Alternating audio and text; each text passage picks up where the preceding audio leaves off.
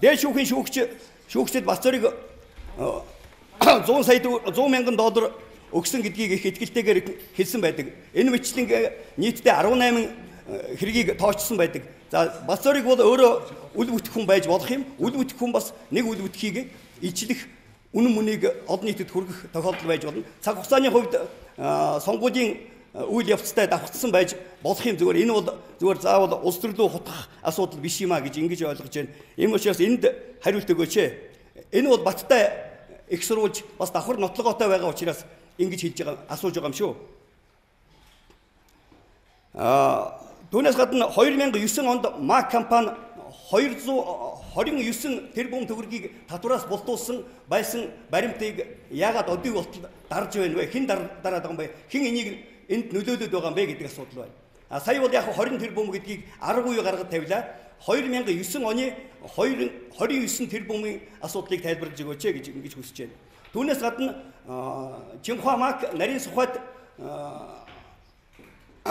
компани байгаль орчинд учруулсан хохирол энэ дээр зөвхөн МАК бас давхар дангаар орж байгаа шүү. 58 тэрбумын хохирлын асуудал өнөөдөр шүүхтээр явж байна. Энэ үнийг бас дарах гэж, хаацаадах гэж, нөлөөлөх гэж оролдож байгаа таны албан тушаалын оролдлого бас илэрсэн. Та энэ дээр ямар тайлбар өгөх вэ? Бацоргийг та хаа байгаа гэдгийг би маш сайн мэдж байна гэж олон удаа ярьсан байна дээ. Миний эрен сурвалжлах үйл явцад олдсон үр дүн шүү энэ бол. Тийм учраас Бацорыг одоо хаа байгааг та надад хэлж өгнө үү? Бацорыг одоо амьд уу? Тэр хүний таны гэмт хэргийн үйлдэлүүдийг гэрчилсийнхээ хувьд өнөөдөр гэрчийн хамгаалах систем Монголын эргэцэн хүрээнд байхгүй учраас тэр хүн 10% гарч явсан нэг шалтгаан болсон байх гэж би сэтгүүчийн хувьд бас бодож байгаа. Ийм дөрвөн асуудал. Нэг тодтогох юм. За та прокурор төлөөсөн гэж асуулаа. Мөрдөн байцаагч би тодорхой хэлье. Мөрдөн байцаагч Эрдэнэбат Эрдэнэбат гэдэг залуу та ямар нөлөөлөл гэдгийг өгсөн бэ? Ямар чиглэл өгсөн бэ? Өчигдөр яагаад бивэнтгийн намайг боодох мөрдөн байцаагчдын ажлаар хууль ус болсон тухай би хэлчихсэн байж хууль усаар мөрдөн байцаагч ажлаа явуулж гэнэ гэж би хэвлэл мэдээлэл цацсны дараа намайг дуулж яддаг шав татах тогтоод хүчээр гараад үсэж явуулж гэж орлоо. За ойлголоо. За тэрийг би ойлголоо. За та надад яг зүгээр товчгоо явууч. Отгон баяргаа та тайван бай. Би танд бас асуулт байгаа тий. За 2009 онд яасан гэлээ? За нэг татвартай холбоотой юм. За тэгээд саяны 20 тэрбумтай холбоотой юм. За ойлголоо. За тэгээд Бацорыг хаана байна вэ? Тийм үү? За. Татвар дарагчдээ энийг яагаад одоо дарж ирсэн бэ? Энэ 20 тэрбумын сая татвар энд орж байгаа юу үгүй юу? За ойлголоо. Орохгүй бол та 20 тэрбум цогцох гэдэг шүү дээ. За ойлголоо. За нэг зүйлийг хоёулаа хоёр талаасаа тодтолъё. Тэрбумын байгаль орчинд учруулсан хохирлын асуудлыг яагаад шүүхэд татуулах гэж нөлөөлөж байгаа юм бэ? Энэ нөлөөлөж чиг хөөж байна. Яагаад нөлөөлөж байгаа юм бэ? Та хэдэн удаа шүүгчдэрт хандсан бэ? За. Таны асуултанд хариулахаас өмнө хоёулаа нэг зүйл дээр тодтол хийчихье. Бацорыг та байгаль орчинд би маш сайн мэдж байгаа гэж удаатараа ярьжсэн. Байгаль орчинд мэдж байгаа бол та яагаад идеологи шугамар гэх юм уу? Ямар нэгэн шугамар авч мөрд байцаас ажиллагаанд оруулахгүй.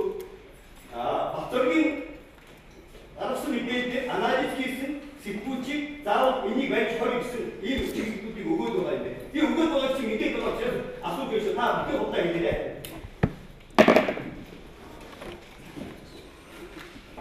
За та бичээд ав. Би танд маш тодорхой хариулт өгье. За үнэн хариулт өгнө гэж найдаж байна. За би худлаа ярьдаг юм биш. Худлаа ярьдаг юм байна. Ус төрчид дандаа худлцээд юм байна. Энэ тогтоодод би ёс суртахууны хувьд өөрийнхөө зүгээс улсын хурлын гишүүнээс бүрэн талхалцах надад ир зориг бий. Таашаа сууч. Та тамиргааныг уншчихгүй юу? За таашаа сууч. За. Тамиргаа уншиж. За таны үснээр ингээд одоо би энэ тодорхойлолоор прокурор төлөөсөн зүйл бол байхгүй. Би Эрдэнэбат гэж үнийг огт танихгүй. Харин 5 сарын 29-нд би өөрийнхөө зүгээс 5 сарын 29-нд 3690 дэх одоо топ бичгээр улсын ерөнхий прокурор дэргэдэх мөрдөн байцаах албанд бол би албан ёсоор хандсан. Энэ бичиг нь одоо энэ хэвлэлийн урд усууд би Twitter дээр би тавьчих. Та бүхэн бас энэтэй бас уншиж танилцаарай. Энд бол ямар нэгэн байдлаар Утган баяр гэж үнийг огтхож дурдаагүй. Гол асуудал нь юу гэхээр одоо энэ баавгаан хэрэгтэй холбогдуулаад. Энэ баавгаан хэрэгээр угаасаа хэрэг үүсээ шалгагдаад хэн агнсан тодорхой болчихсон юм. Хэн агнсан тодорхой болчихсон. Мөрдөн байцаалтын ажиллагаа явагдаад бүр тэр 2008 онд болсон газарт хүртэл хүмүүс нь очиж үзсэн байл. Үзсэн байл. За ямар улсууд холбогдсныг бол та бүхэн өөрсдөө очиод тэр холбогдох хүмүүсээс асууч. За ямар нэгэн байдлаар намайг энд холбогдуулах гэсэн тийм удаа дараагийн үйлдэлүүд бол гарсан. Мөрдөн байцаагчдын зүгээс. Баданзуул Жанчив гэж хоёр хүнийг хууран мэтлэг аргаар барьж 3 хоног хорьсон. Янз бүрийн байдлаар төөрөгдүүлж, хүч хэрглэж мэдүүлэг авсан. Энийг би шалгаад өгөөч гэдэг албан ёсоор би хандсан. За энийг би өөрийнхөө Twitter утас дээр тавьчих. Ямар нэгэн байдлаар тэр прокурор хэрэг үүсч мөрдөн байцаалт нь нөлөөлсөн би огт танихгүй. За 2009 онд болсон татвартай холбоотой асуудал гэж байна. Энэ үед би МАК компани захирлаар ажиллаж байсан. Тэгэхээр энэ үед ажиллаж ирсний хувьд хариуцлагатайгаар би мэдээлэл хий. Монголын алт МАК компани Монгол улсын шилдэг татвар төлөгч. Эрдэнтийн дараа МСС МАК 2 бол уралдаж байр эзэж явдаг. Ямар нэгэн байдлаар татвартай одоо холбоотой үр шир бол огтхож байхгүй. За нэг 20.6 тэрбум төгрөгийн асуудал бол сонин хэвлэлээр явж байгаа. Албан ёсны тайлбар өгөх эрх бүхий этгээд би биш ч гэсэн үнэн бодит мэдээлэл би мэдж байгааг хөв та бүхэндээ бас хариулчих гэж бодож байна. 2012 онд татварын тухай хуулийн дагуу Монголын алт МАК компаниас улсын төсөвт 145 тэрбум төгрөг төлөхөөс 125 тэрбумыг төлж 20 орчим тэрбум төгрөгийн үлдэгдэл бол байх. Энэ бол өөр гэж бид нар үзэхгүй. Үлдэгдэл байх. Энэ 145 тэрбумыг төлснөөр шилдэг татвар төлөгчдийн жагсаалтанд манайх бол 3-т орсон. Энэгээр маш олон сургууль цэцэрлэг одоо зам автсан юу гэдэг бүтээн байгуулалтууд хийж байгаа гэдэг бол бид бүгд маш сайн мэд. Энэ бол үлдэгдэл. Тэрнээс хугацаа хэтрээд асуудал болоод энэ төр хэрэг түүх үүсэд явж байгаа юм байхгүй. Энийг бол компани бол төлөөд явж байгаа. За та тэр холбогдох мэдээллийг татварын ерөнхий газраас авч болно. Энд дуртай нь очиод авч байна. За тэр Чинхua МАК нарийн сухад 58 тэрбумын асуудал гэж би энийг анх удаага сонсч. Тийм юм байхгүй гэдэгт би итгэлтэй байна. Энэ талаар та холбогдох газраас нь очиод авчихаа. Би улсын хурлын гишүүн болсноос хойш нийгмийн хамгаалалт хөтөлбөрийн дэд сайд болсноос хойш ерөөсөө МАК компанид ажиллахгүй гэх ийм асуудал бол байхгүй гэдэгт би итгэлтэй байна. Та үд хаалга бол нээлттэйгээ очиод холбогдох усудаас мэдээлэл авч болно. Энэ дуртай нь очиод авч болно. За Батцорыг хаана байгаа вэ гэж. Батцоргийн сайн таних дотных нь найз над руу нэг өдөр уццсан. Номтойрохоо Батцорыг хаана байгааг би мэдж байгаа. Танд би хаана байгаа хийг нь би мессежээр явуулаа гэсэн. Би авахгүй гэсэн. Над руу явуулаад хэрэггүй. Авахгүй. Наадах чинь тэр шалгадаг байгууллагууд нь шалгана үзээ. За би өөр нэртэй устгана гэж. Их жаргал гэж хүн над руу уцсан. Өөрийнх нь дотны найз. Их жаргал. Францаас уцсан. Тэр хаяг нь бол би өрдөөсөө аваачихгүй. Тэр үед над ямар бодол байсан бэ гэхээр бас мууд сайнч бас нэг тодорхой хугацаанд бас хамт ажиллаж байсан.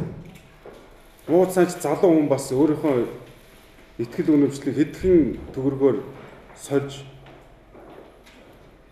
намайг болон бусдыг бүтгэнд оромжилж